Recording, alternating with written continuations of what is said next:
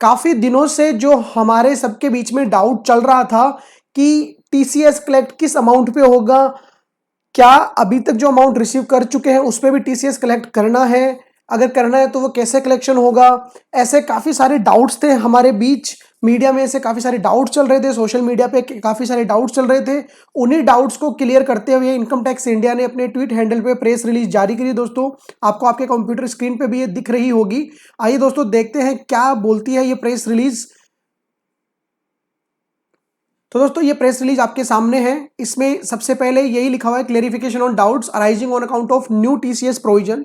There are reports in certain section of media where certain doubts have been raised regarding the applicability of the provision relating to tax collection at source on certain goods introduced by finance act 2020। तो उन्होंने बोला कि काफी सारे doubts थे, तो इन्हीं doubt पे हम बात करते हुए आ रहे हैं। पहले इन्होंने लिखा है इस पर्टिकुलर पैराग्राफ जो आपके सामने ओपन हो रखा है, इस पैराग्राफ में ये लिख रहे हैं दोस्तों आपके सामने,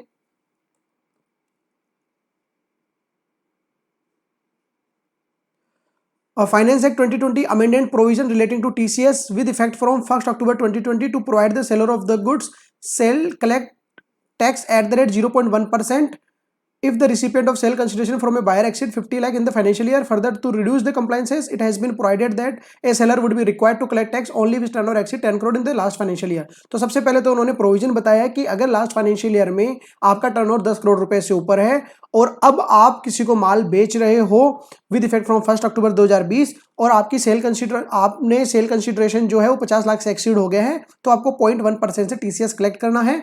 इसको अभी के लिए थोड़ा रिलैक्सेशन दिया हुआ है कि आपको 0.075% से ही कलेक्ट करना है 31 मार्च 2021 तक। इसके बाद आपको 1% से कलेक्ट करना है। तो ये तो था अपना नॉर्मल प्रोविजन।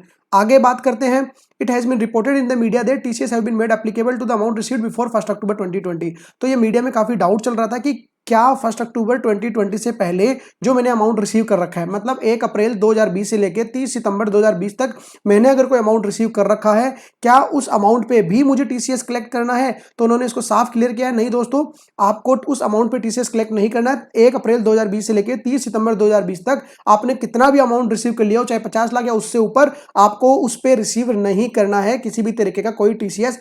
एक एग्जांपल भी दिया उन्होंने, for example a seller who has received 1 crore before 1 October 2020 from a particular buyer and receive 5 lakh after 1 October 2020 would be required to collect tax on 5 lakh only. तो उन्होंने एक एग्जांपल, बहुत बढ़िया एग्जांपल देके ये बताया कि अगर आप सेलर हो और आपने किसी एक पर्टिकुलर बायर से 1 अक्टूबर 2020 से पहले 1 करोड़ रुपए रिसीव कर लिए हैं और 1 अक्टूबर 2020 के बाद आप 5 लाख रिसीव कर रहे हो, तो आपको उस 5 लाख पे ही टीसीएस कलेक्ट करना है, 1 करोड़ पे नहीं करना है दोस्तों।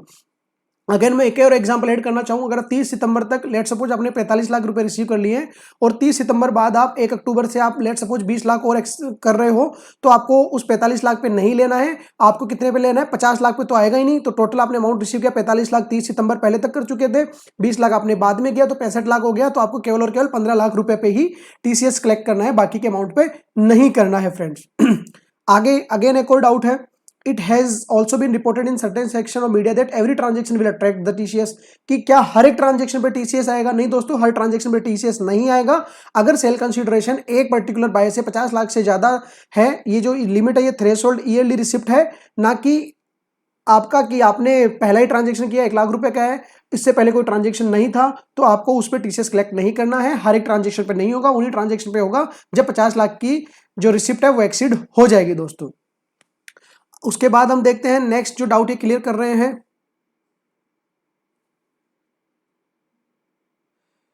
लोगों को ये डाउट चल रहा था कि क्या टीसीएस एक एडिशनल टैक्स लायबिलिटी है? नहीं दोस्तों, टीसीएस एक एडिशनल टैक्स लायबिलिटी नहीं है। आप एक तरह से ये मान के चलो, एज ए बायर अगर आपने सामने वाले सेलर को टीसीएस का पेमेंट किया है, तो वो आपके एक तरह से टीडीएस या फिर जैसे हम एडवांस इनकम टैक्स को ट्रीट करते हैं कि जब आईटीआर फाइल करते टाइम आप टीडीएस का क्रेडिट ले लेते हो, एडवांस इनकम टैक्स का क्रेडिट ले लेते हो, उसी तर्ज पे आप टीसीएस का भी क्रेडिट ले सकते हो डियर फ्रेंड्स।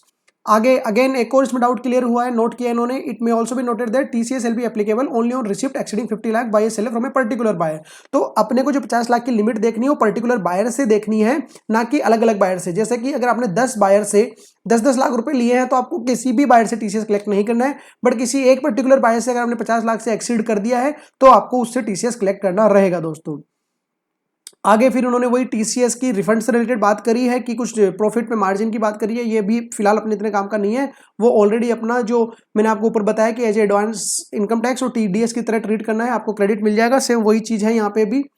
अगेन इसको थोड़ा ईज करते हुए उन्होंने एक और चीज क्लियर की है, it has also been reported in certain section of media that every seller will have to collect TDS, कि हर एक सेलर चाहे से उसका टर्नओवर 10 लाख हो, 20 लाख हो, 25 लाख हो, 50 लाख हो, 1 करोड़ हो, 5 करोड़ हो, कि सबको ही टीसीएस कलेक्ट करना है। ये एक डाउट चल रहा था, बट इसको करेक्ट करते उन्होंने बोला है कि नहीं, सबको नहीं करना है टीसीएस कलेक्ट। अगर आपका लास्ट फाइनेंशियल ईयर में 10 करोड़ से ऊपर का टर्नओवर है तो ही आपको इस पर्टिकुलर करंट फाइनेंशियल ईयर में टीसीएस कलेक्ट करना है। तो आप जिस भी फाइनेंशियल ईयर में आज की डेट में बैठे हो, आपको उस फाइनेंशियल ईयर में ये देखना है कि लास्ट फाइनेंशियल ईयर में क्या आपका टर्नओवर 10 करोड़ से एक्सीड था।